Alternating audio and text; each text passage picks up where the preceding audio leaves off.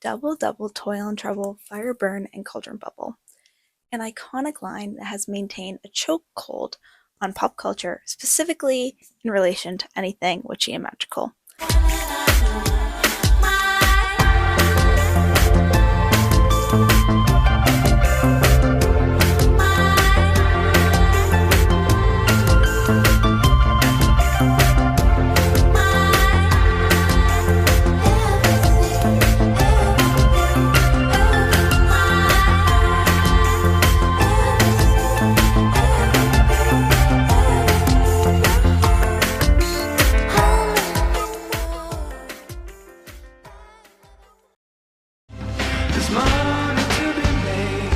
This line comes from William Shakespeare's play Macbeth, which is what this is, in case you couldn't tell.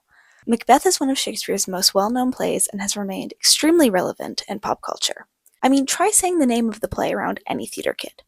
Ian McKellen, you're my favorite Shakespearean actor.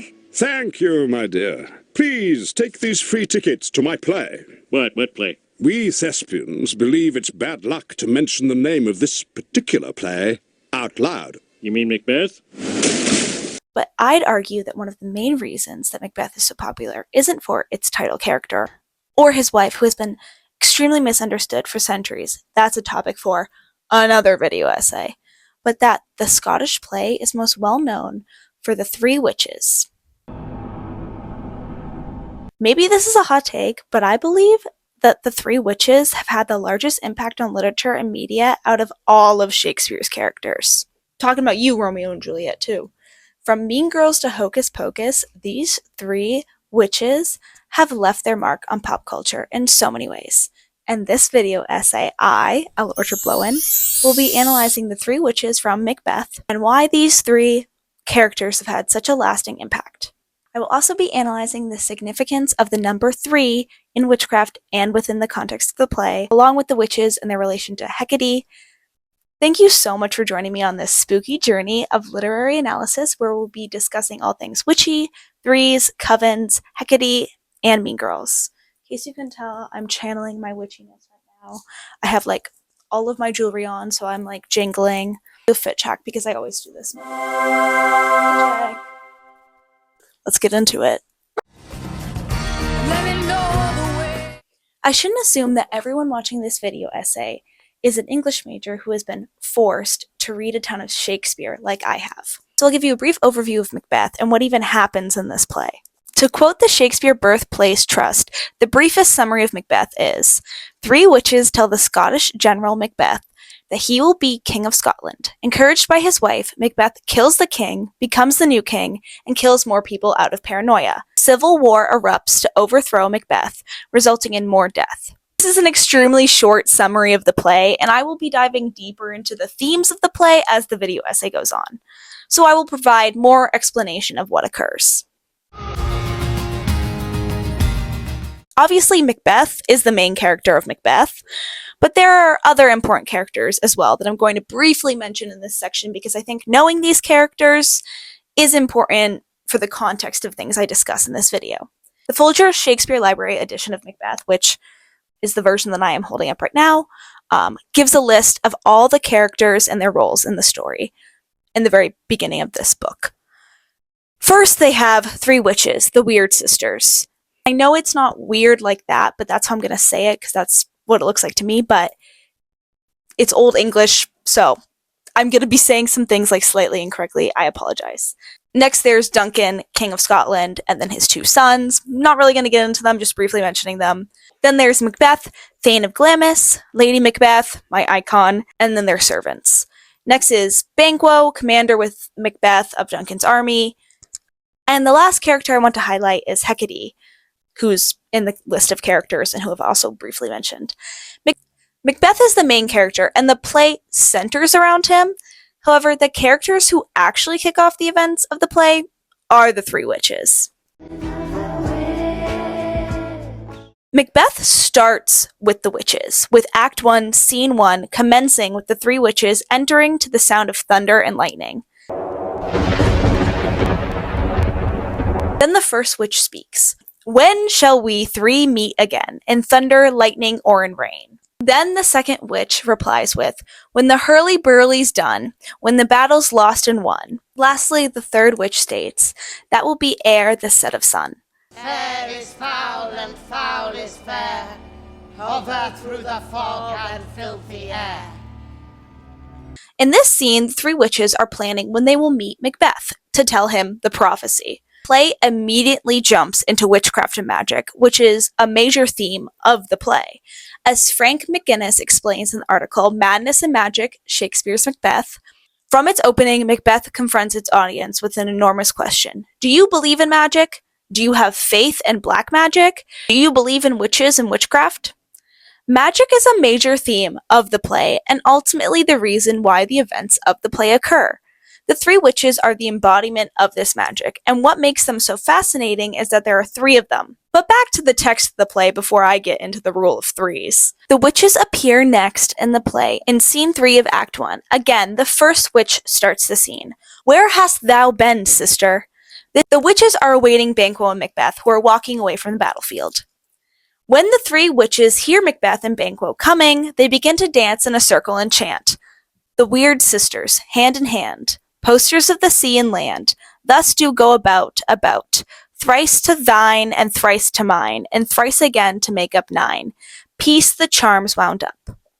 In the Folger Shakespeare edition of Macbeth, there are notes on the left page of the play that give notes and footnotes and explanations of some of the lines. Like, here's an example. Like, it just explains some of the lines because obviously it's Old English, so it's confusing. I'm going to be referring to these notes a few times throughout this video essay because I feel like they're helpful and they give like helpful little explanations for the lines that I'm saying because context matters. So the notes for Act 1, Scene 3, when the witches are dancing around and singing, states, "As the Scottish form of weird, the Old English word for fate or destiny." I think it's so interesting that the witches repeat thrice 3 times in this chant because this is a moment where the number 3 appears in the play.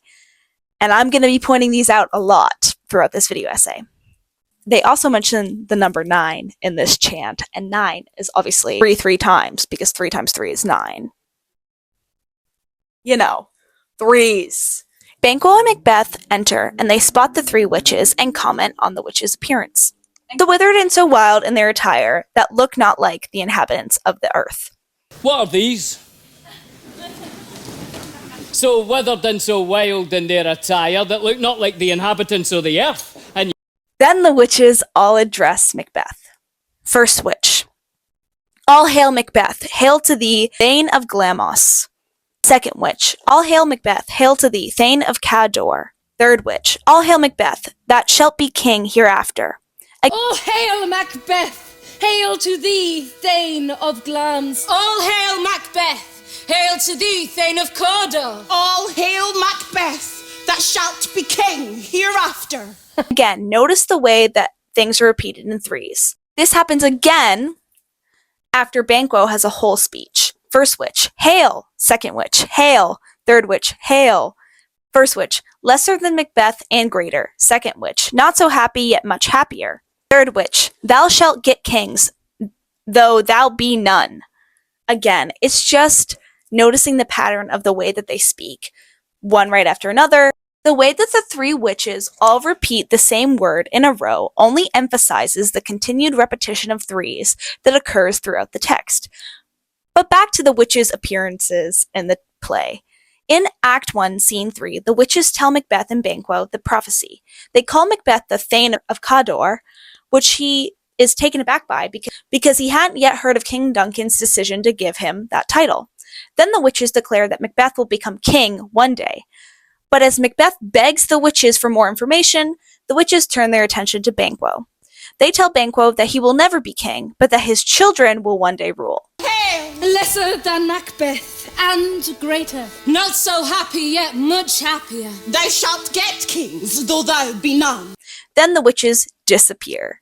After this scene, the next time the witches are directly mentioned is Act 2, Scene 1. In Act 2, Scene 1, Banquo mentions to Macbeth that he has dreamt of the witches.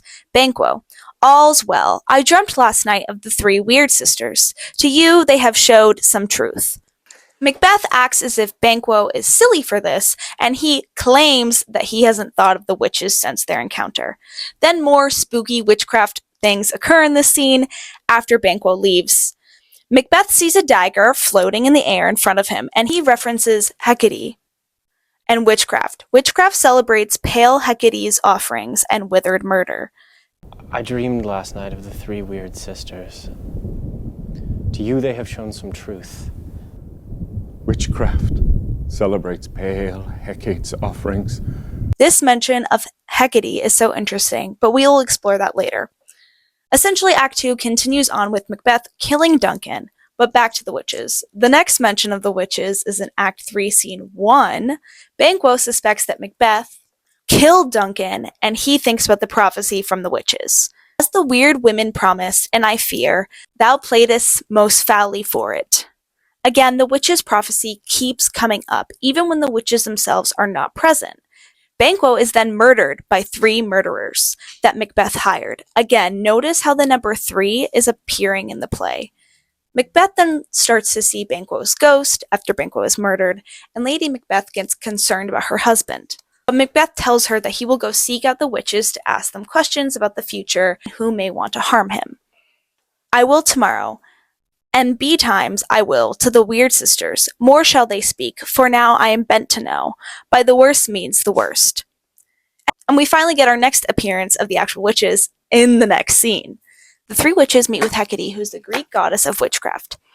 And the notes for this scene state, most editors and scholars believe that neither this scene nor the passages in 4.1, Act 4, Scene 1, were written by Shakespeare, meaning that the scenes with Hecate, where the witches interact with Hecate, or just any really scenes with Hecate, were not written by Shakespeare, which is really interesting. I still feel like it's important to include this scene in the video essay because Hecate is important, and the inclusion of Hecate is just significant in my opinion. Hecate berates the witches for messing in Macbeth's life. Have I not reasoned, bedlams, as you are? Saucy and overbold, how did you dare to trade and traffic with Macbeth in riddles and affairs of death? Have I not reason, beldams, as you are, saucy and overbold? How did you dare to trade and traffic with Macbeth in riddles and affairs of death? Again, I will be exploring Hecate and her significance within the play in a later section. The witches barely speak in this scene, and it's mainly all Hecate. However, the next scene of the witches, I would argue, is their most infamous scene. They appear in Act 4, Scene 1. Macbeth goes to the witches to ask them about the truth of the prophecy. It begins with the witches chanting around a cauldron. First witch, thrice the brinded cat hath mewed. Second witch, thrice once the hedge pig whined. Third witch, harpier cries, 'tis time, 'tis time. First witch, round around the cauldron go, in the poisoned entrails throw. Told that under cold stone, days and nights has 31. Sweltered venom sleeping got. Boil thou first in the charmed pot. The 3 witches circle the cauldron. All. Double, double, toil and trouble. Fire burn and cauldron bubble. Double, toil and trouble. Fire burn, cauldron bubble. The witches go on to repeat this infamous chant 3 times in this scene. This scene, and specifically the lines of double, double, toil and trouble, fire burn and cauldron bubble, has been referenced so much in pop culture, and you'll see it on like little Halloween signs like Home Goods or Target. It is so infamous and so iconic. Hecate also appears in this scene, but again, it is believed that Hecate's lines were not written by Shakespeare. Another iconic line is said right before Macbeth enters. Something wicked this way comes, which this line was just referenced in Taylor Swift's most recent album release and the song Cancelled. Something wicked this way comes. Taylor Swift reference. I did not like the new album. Swifties can come at me. I've been a Swiftie since Fearless. I don't like her MAGA era right now. Macbeth enters and asks the witches to tell him the truth. The 3 witches then summon 3 apparitions that will tell Macbeth about his fate. Macbeth! The first apparition is an armed head, and he asks what this means. And the first apparition tells Macbeth, Macbeth, Macbeth, Macbeth, beware Macduff, beware the Thane of Fife. Dismiss me, enough. Then the second apparition appears, a bloody child, and the second apparition, Macbeth, Macbeth, Macbeth. Macbeth responds to this, had I 3 ears, I'd hear thee. Had I 3 ears, I'll hear thee. Again, the number 3 is repeated here. Finally, the third apparition appears, a child crowned, holding a tree. However, this third apparition does not follow the pattern of speech that the first 2 apparitions had.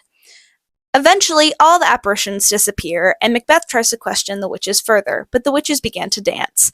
Come, sisters, cheer we up his spirits, and show the best of our delights. This is the last appearance of the witches within the play, which is devastating, but they are mentioned repeatedly as the play continues. Ultimately, at the end of the play, Macbeth is killed by Macduff, which fulfills the witch's prophecy. Give you a very, very brief overview of Macbeth. Sorry for the spoilers, but, I mean, it's a play that was written by Shakespeare, so, you know, it's well known. If you want to dive deeper into Macbeth, I recommend it. It is a good play. It's very spooky and supernatural and magical, so it's perfect for this time of year. But that's Macbeth. So why do I keep mentioning the number 3? And why do so many things in Macbeth come in 3s? What do witches and magic have to do with the number 3? I would classify myself as a witch. However, I am in no way an expert on all things witchy, but I have a somewhat baseline knowledge of witchcraft. So when researching the connection between the number 3 and witchcraft and Macbeth, I decided to consult some other sources. Paul Cornell outlines why the number 3 is so prevalent in media in The Magic Number, Why Witches Come in Threes. Cornell also points out that the witches in Macbeth are the most obvious example of the power of 3 in witchcraft. The 3 witches of Macbeth are the obvious starting point. Shakespeare may have based those fate-deciding weird sisters on the Fates of Greek mythology, of whom there were also 3. Cornell then goes on to discuss other media in which 3 witches are featured, something I'm going to do later on in this video essay. But something that Cornell highlights that I think is extremely interesting is there's also a female response to the Holy Trinity. 3 separate perceptions of one power. It's when these groups work together that they display what Charmed called the power of 3. A group of 3 women can vote quickly on the best way forward, and if they're an intergenerational group, they each bring different sorts of experience. The 3 witches represent a pretty ideal unit for challenging patriarchal power. The Holy Trinity, as defined by Britannica, is Trinity in Christian doctrine, the unity of the Father, Son, and Holy Spirit as 3 persons in one Godhead. I just think this is important to define because Cornell talks about the Holy Trinity, and you know, if you're not religious or if you're not just in a Christian sense, then you might not know what the Holy Trinity is. I'm speaking from personal experience. So growing up, I didn't really know what the Holy Trinity was. The Trinity is deeply rooted in the patriarchy, as is a lot of Christianity, unfortunately, being very male-centered, whereas a group of 3 witches would be the contrast of that, a direct challenge to patriarchal foundations of many world religions. The article, Embracing the Power of 3 and Witchcraft, Ritual Symbolism, and Sacred Geometry on Witchcraft Spells, Magic, written by Beck Black, to learn more about the significance of the number 3 in witchcraft. As the article outlines, the number 3 is an ingrained energy within witchcraft, past, present, future, birth, life, death. 3 is an important number in witchcraft rituals for a number of reasons, as outlined by both these articles. It would take me hours to outline all the reasons why the number 3 is so heavily prevalent in magic and witchcraft. I'm trying to give a very quick and easy explanation while also utilizing multiple sources. Black also explains that 3 is all over the place in witchcraft. You'll find it in the triple goddess, the rule of 3, and the use of triads and spells and chants. You'll feel it in the way repetition deepens power, how triangles focus energy, and how 3s offer structure within the shapeless mystery of magic. 3s are everywhere in witchcraft and have been throughout history. In the episode From Bloody Mary to Witchcraft, 3 is the magic number from CBC Radio explores the history of the number 3 in witchcraft. They specifically mention how during the Scottish witch trials, 3s were used as evidence of witchcraft. From the Scottish witch trials beginning in the 16th century, chants or repetitions of 3 were often seen as evidence of witchcraft. This is significant because Macbeth takes place in Scotland. So there's a direct connection to the play here. This episode also name drops the 3 witches and explains where Shakespeare may have drawn inspiration from for those characters.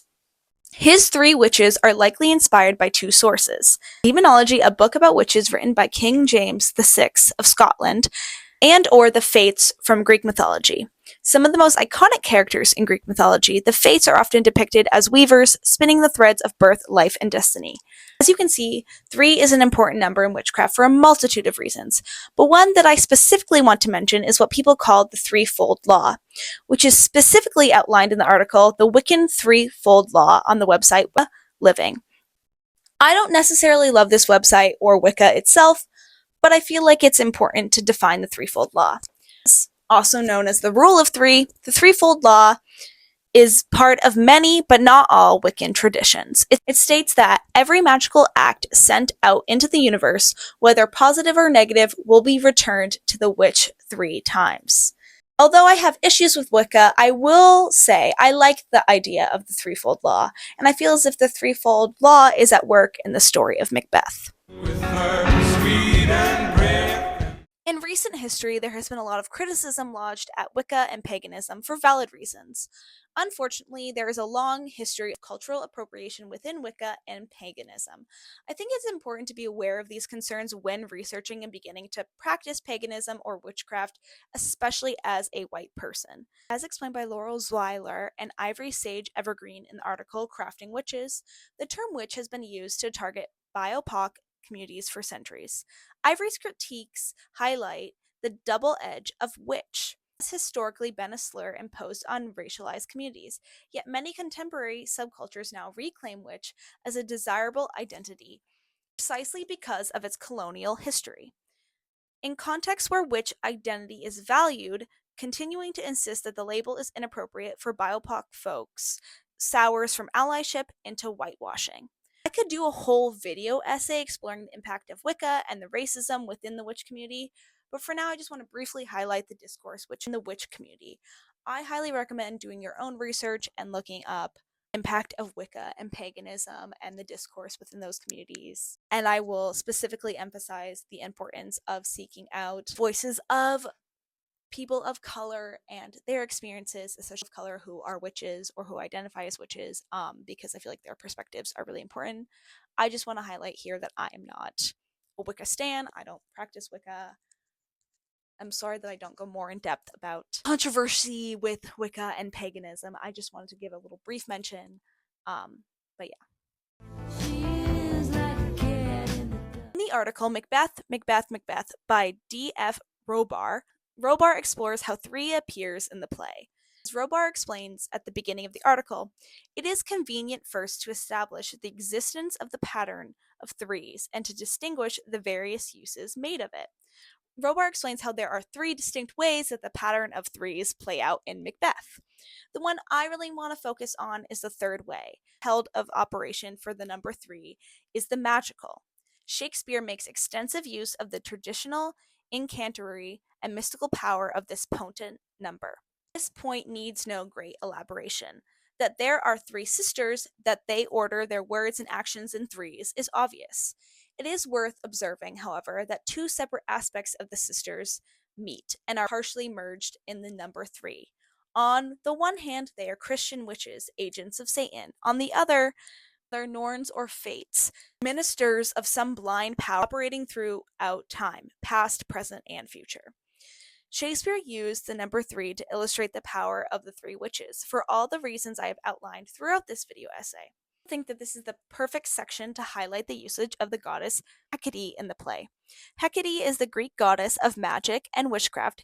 Your vessels and your spells provide your charms and everything beside. I am for the air.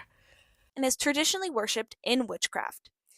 Hecate is often depicted as triple-formed, with 3 bodies standing back to back, probably so that she could look in all directions at once from the crossroads. She's also the goddess of crossroads. Which again only adds to the emphasis of the number 3, Macbeth, especially when Hecate is referenced and she makes multiple appearances throughout the play. Again, it only adds to the importance of the number 3 within Macbeth. He is a character in the play and is often name dropped when magical events are occurring. For example, when Macbeth sees the dagger in the air in Act 2, Scene 1, he references Hecate. Witchcraft celebrates pale Hecate's offerings and withered murder. Witchcraft celebrates pale Hecate's offerings. The note for this line explains that Hecate's offerings means sacrifices offered to Hecate, goddess of the moon, and witchcraft. Then there's the appearance of Hecate in Act 3, Scene 5, when Hecate berates the 3 witches for telling Macbeth the prophecy. Feel as if this scene could be interpreted as Hecate berating them for invoking the threefold law. Because the 3 witches told Macbeth his fate, Macbeth is now aware of the prophecy, and he obviously is going to try to act upon it. Because he wants to be king, because he wants power, he's going to try to make sure that the prophecy happens. He's going to do everything in his power to make sure the prophecy happens. Meaning that Macbeth will bring bad things into the universe. Again, the threefold law, right? Anything that you do magically, or honestly, I would argue non-magically, that's put out into the universe will come back to you in 3 ways, right? Macbeth learns about the prophecy. He learns that he is going to rule, that he's going to be king, right? But he wants it now. He wants his power now. So he's like, I'm going to do everything in my power to make sure that I am king. You know, he sends a letter to his wife and he's like, Lady Macbeth, I could be king. I need your help, right? I need your help to do this. And then he murders Duncan, right? Then he hires 3 murderers and murders Banquo. And then he murders the kids. Comes back to him because Macduff murders him. Back to him threefold. It's the threefold law. I would say Macbeth is a perfect example of the threefold law playing out. Hecate is directly referring to the threefold law and the harm that Macbeth is bringing into the world in the line, "He shall spurn fate, scorn death, and bear his hopes above wisdom, grace, and fear." I definitely believe that the threefold law comes into play in Macbeth because the 3 witches tell Macbeth his fate. And Macbeth, to achieve this fate through evil ways, aka murdering people, he commits bad actions that he really didn't have to commit because his fate was that he was going to become king. He brings karma upon himself because of his actions, because of the threefold law, because he goes and he murders people like Duncan and then hires 3 murderers to murder Banquo and then murders innocent people, children, to get to be king. He gets what he deserves. It all comes back to him threefold, right? Threefold law is actually a really common motif used in media, especially in media that features 3 women. It's long been this belief that at least 3 witches are needed for a coven. This is explained in an article written by the skeptical oculist. This is explained in the article, The Coven of 3. This article, the skeptical oculist explains the history of the term coven and how it has evolved over history. The word coven, as it is used to define a group of working witches, was brought into common use in English in the early 1920s by author Margaret Murray as part of her largely debunked theories about a massive underground religion practiced in secret throughout Europe. The skeptical oculist also brings up the number 3 in this article, emphasizing yet again the importance of the number 3 in witchcraft. Unlike would-be religious contrivances would have you, the number for a group of working witches tended to be much more compact, and history shows that number is the trinity of 3. Not only is the number 3 important in terms of the threefold law, but also in terms of covens, which need at least 3 witches in order to be successful. Yet again, Macbeth is brought up. Shakespeare numbers his weird sisters in Macbeth at 3, each having a role following on from the other's actions, each in sync and action in mind, looking forward and back across time. The 3 witches in Macbeth are almost the blueprint for all future covens to come in the media. Although the 3 witches are loosely based on figures from Greek mythology, they are the most common known group of witches in pop culture, in my opinion. And when examining pop culture and media that centers women and girls, you are most likely to find examples of groups of 3 women or girls at the center of that media. As the skeptical oculist explains in the article The Coven of Three, a group of 3 women, specifically witches, is so ideal because, from a practical standpoint, a group of 3 witches of any gender or sexual identity is ideal. Large groups of a baker's dozen bring about constant strife, infighting, and personal drama. The supposed leader constantly pulling apart jealous oculists eager to be the class pet. Backstabbing and partner sealing bringing about the end of many famous covens. In the Trinity, a group can exist without a leader, having a balance that can only occur with 3 aligned magicians. It is the working path of the folk witch, 6 hands and 3 paths that converge. Triumvirate of equals that work with common bond and both learn from and teach each other, exploring magic together in a relationship.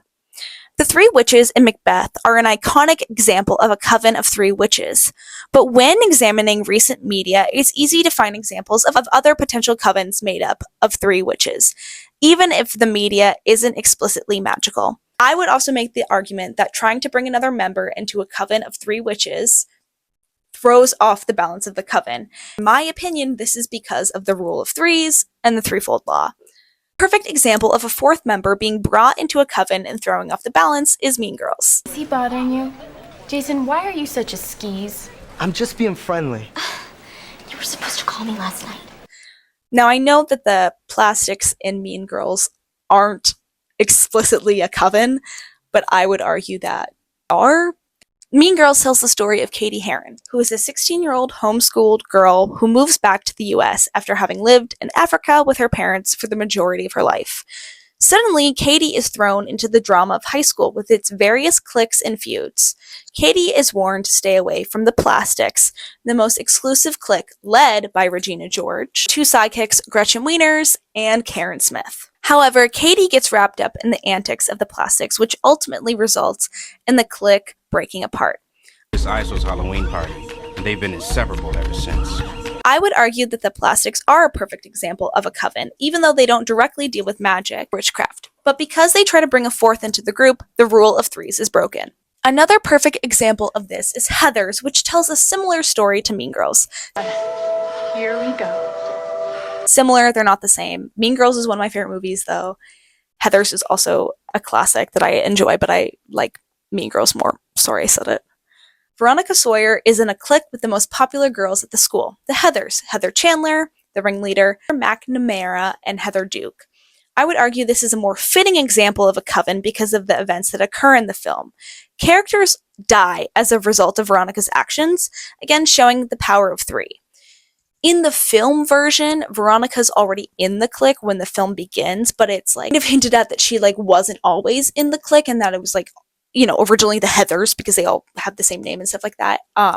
Her actions are the reason that the clique falls apart and all of that. So again, I would argue that it is the rule of 3 because things are thrown off balance by Veronica being in the coven, being in the group, in the clique.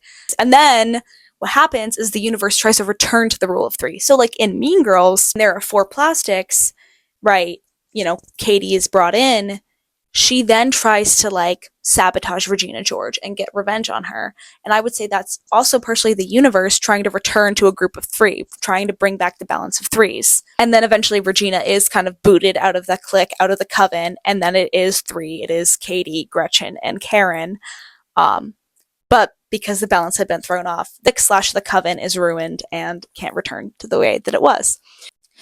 In Heathers, Veronica gets wrapped up with a man and ultimately kills by accident Heather Chandler, the ringleader. And then it is a group of 3, right? And again, I would say that that is the universe trying to bring back the rule of 3. But, balance is thrown off. But again, I understand that what I'm trying to argue may be hard to follow. What I'm saying is that these cliques and groups of women can be compared to covens. And covens have to have at least 3 witches in them.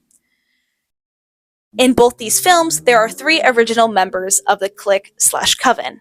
But then a 4th joins or tries to join and things go crazy. The balance of the universe is thrown off.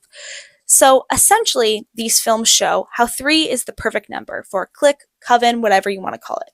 Everything must return to 3s in order to maintain balance. there are other examples of covens that work that have more than 3 witches in them, such as practical magic,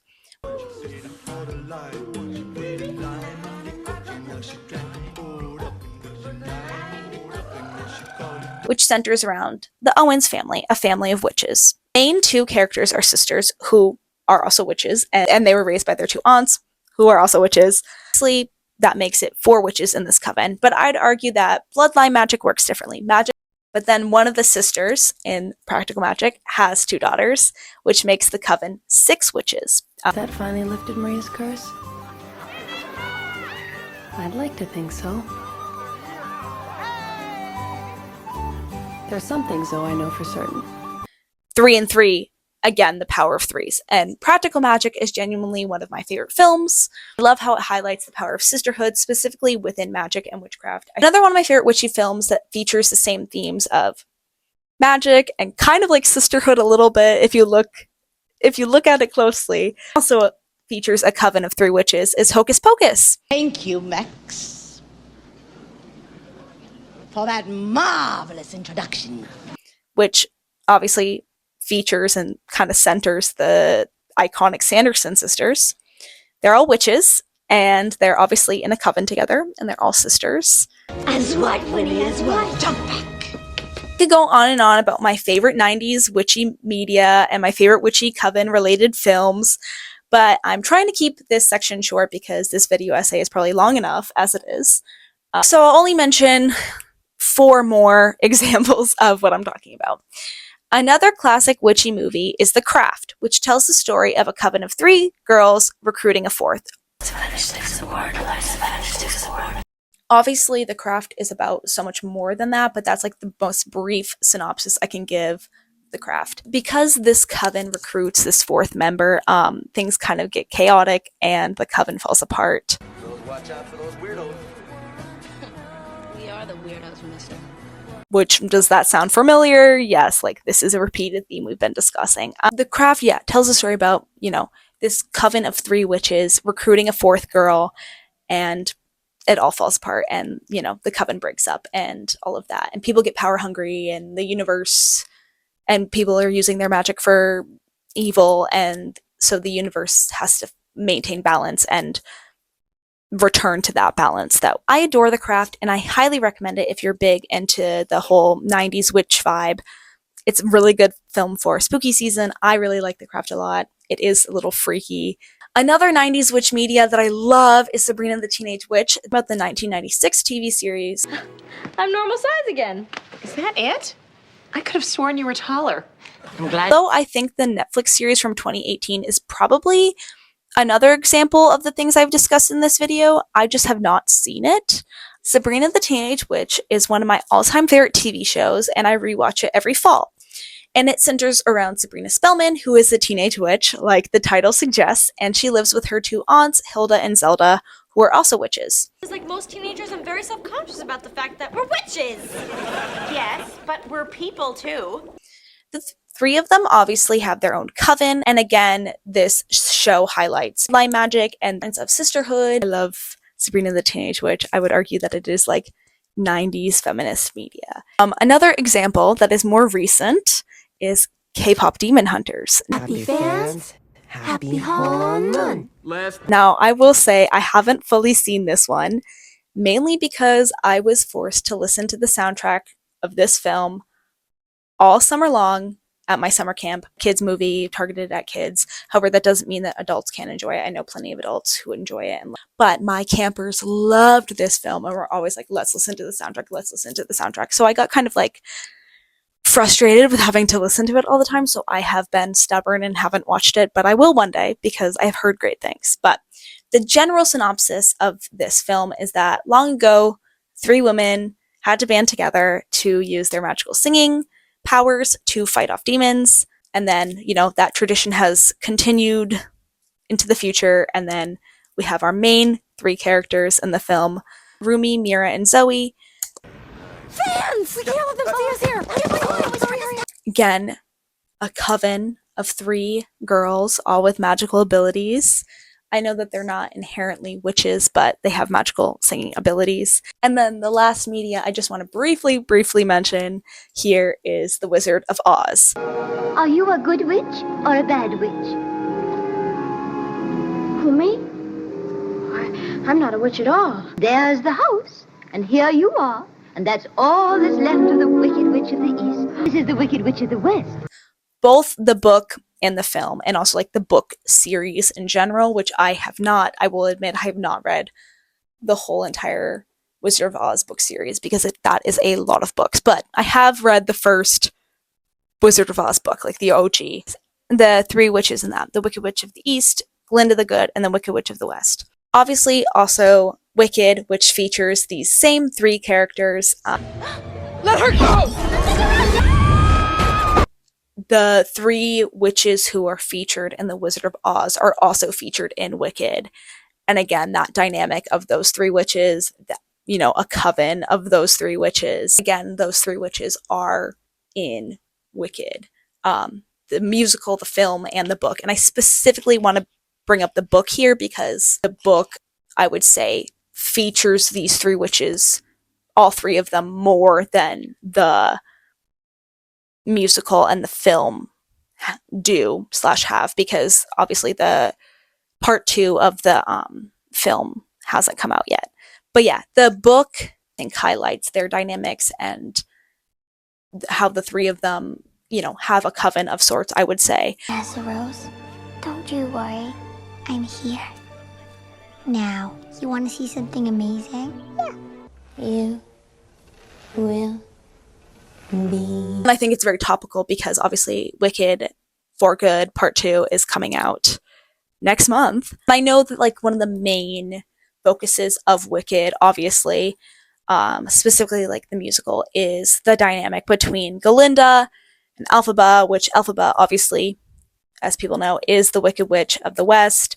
However, Nessa Rose, and this is kind of a spoiler, but honestly not really. I mean, sorry, the book has been out forever, I think 90s, and then the musical premiered in 2003. Nessa Rose is obviously the Wicked Witch of the East. She's Elphaba's younger sister. Also a witch. She's my favorite character in Wicked, which people always cancel me for, but she's my favorite character in Wicked, and so I'm a little biased, but I think that she should be featured in the film and the musical more. She's featured more in the book. You can see there is a mass amount of witchy media and non-witchy media that depicts the importance of threes within covens and cliques, and how the rule of three prevails throughout, specifically in dynamics with women and girls, and cliques with women and girls. I know that this video essay has probably been all over the place, but I feel as if there is so much to analyze within the dynamic of the three witches in Macbeth and their impact on pop culture. In my opinion, we wouldn't have films like Hocus Pocus or Mean Girls if it weren't for these three iconic witches. They represent the importance of threes within witchcraft and covens specifically, a theme that has stayed relevant to this day, which you can find in all of the media that I have previously mentioned, plus so much more. I also think it's important to note that witchcraft and covens are inherently matriarchal because they rely on being run by women, and they go directly against the deep-rooted foundation of the patriarchy. The threefold law and the rule of threes was made popular by the three witches in Macbeth, and can still be found in pop culture and media to this day. Overall, I can't help but analyze the three witches, the most significant, impactful characters from Macbeth. Fair is foul and foul is fair. Hover through the fog and filthy air. Thank you so much for joining me on this journey of literary analysis and the examination of all things witchy in Shakespeare's Macbeth. I hope you enjoyed, and don't forget the power of three and to be witchy and hang out with your coven of three witches.